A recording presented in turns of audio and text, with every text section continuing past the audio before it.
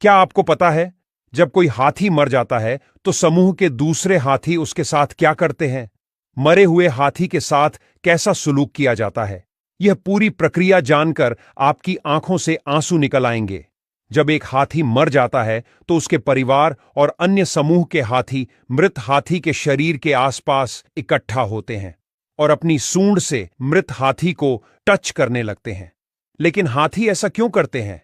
इसके पीछे की छुपी हुई वजह आगे जानेंगे, किंतु पहले हाथियों की यह बात जान लीजिए जो शायद ही आपने सुनी होगी। हाथी का बच्चा अपनी मां के पेट में 22 महीने यानी तकरीबन 2 साल तक रहता है।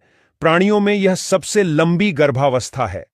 हाथी के छोटे बच्चे को उनकी सूंड किसी खिलौने जैसी लगती है।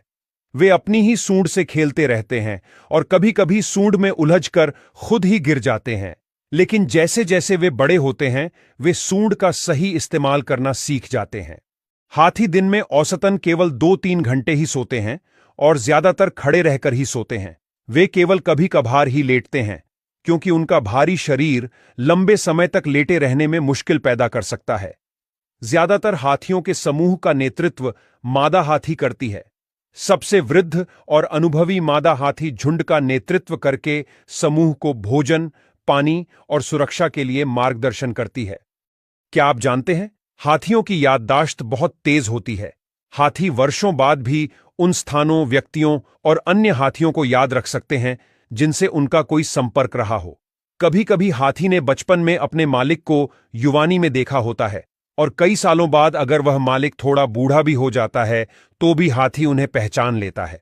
अब बात करते हैं हाथियों की ऐसी ताकत के बारे में जिसके बारे में आपने कभी नहीं सुना होगा। यह बात आपको पसंद आए तो पेज को फॉलो जरूर कर लेना। हाथी अपने गले के नीचे मौजूद वोकल कॉर्ड्स का उपयोग करके एक इंफ्रासाउंड उत्पन्न करते हैं। इंफ्रासाउंड एक ऐसी आवाज होती है कि इंसानी कान इसे सुन नहीं सकते, क्योंकि इसकी आवृत्ति 5 से 20 हर्ट्ज से कम होती है और इंसान कोई आवाज तभी सुन सकता है जब उसकी आवृत्ति 20 से 30 हर्ट्ज होती है।